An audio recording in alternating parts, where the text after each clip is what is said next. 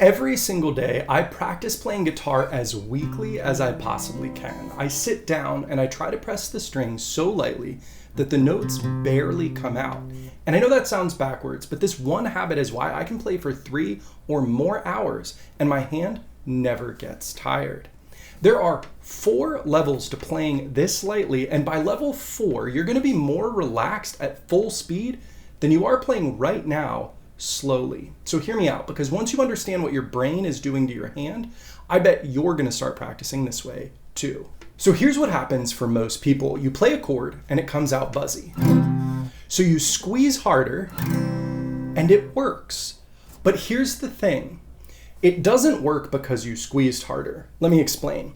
When you squeeze harder, your fingers roll up into a more ideal position. You watch how my fingers go from kind of flat to rolled up on the tip tops of my fingers. Now, being in the better position is actually what's getting that chord to ring clearly, not squeezing harder. But because our brain thought I need to squeeze more, we're reinforcing the idea that squeezing means cleaner chords. Let's call this the squeeze reflex, and here's why it's a problem. When you squeeze harder, you're pressing your fingers into metal strings against a wood fretboard. You squeeze too hard for too long and your fingers are gonna hurt, they're gonna tingle, they're gonna go numb. Your forearm muscles will tense up, which means your tendons in your wrist have to pull against that muscle tension in order to move. And that's why your chord changes all slow down.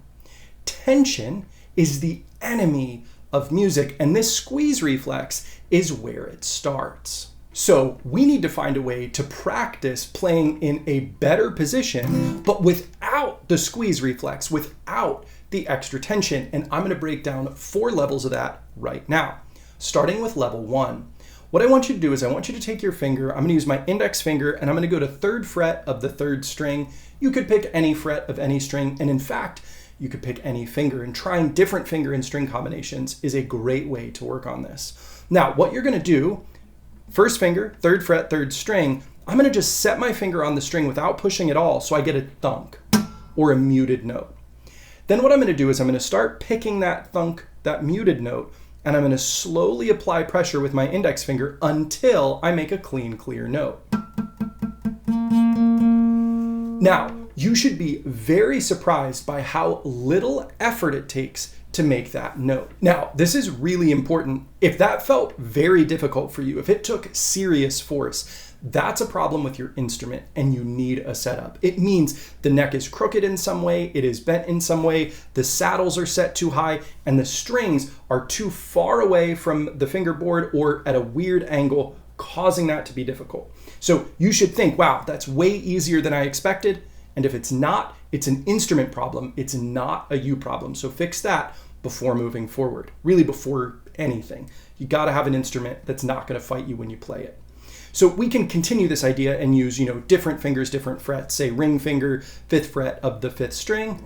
Get the thunk and slowly apply pressure until it sounds like a clean, clear note.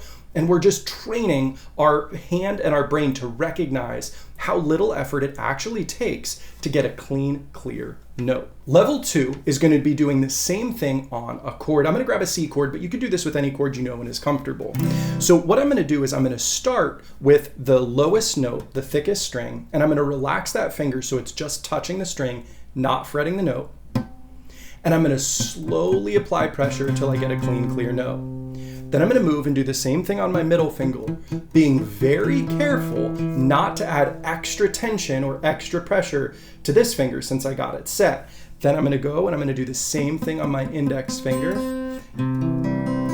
showing me how light it can be playing that particular chord. Then I can start going through any other chords that I know. I can start doing it on, say, an E or a D.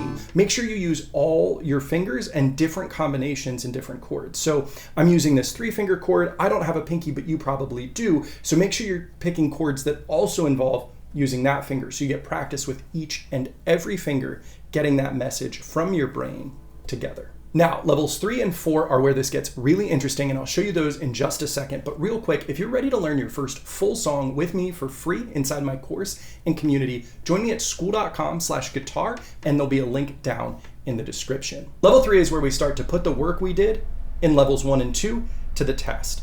So you're gonna play a chord. I'm gonna stick with this C, but you're gonna lift up your thumb. My thumb is no longer touching the neck. My palm is not touching the neck. The only thing touching the neck is the tip tops of my fingers. And I'm still gonna get a clean, clear chord because the pressure from just my hand being relaxed and curling in is enough to fret the notes. The proof is we don't need pressure. We're just gently setting our finger against the string and letting the weight of our arm and the fret do all the work. See, good technique is about position and leverage, never about strength. Level 4 is paying attention to all of this while we're actually playing a full song, where we're taking our attention and we're scanning our body. Are our shoulders lifting up and causing tension? Is our wrist tight? Is our thumb squeezing the back of the neck?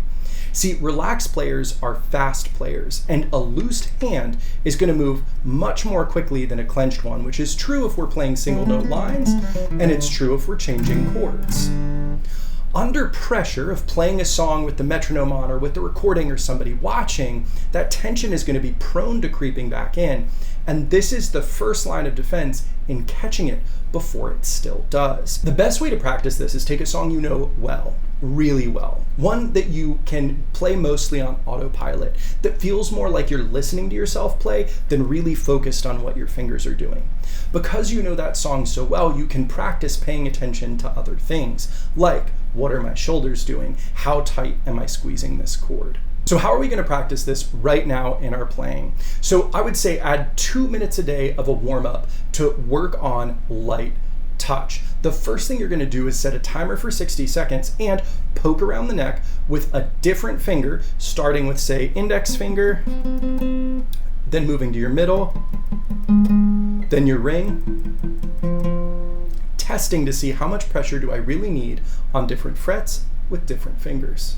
The second minute is going to be spent picking one chord and working through it by playing as lightly as we possibly can. Playing the chord, intentionally lightening up so we're muting the strings, and then slowly adding pressure on one finger at a time. Now, lift it up and do that exact same exercise again on the same chord.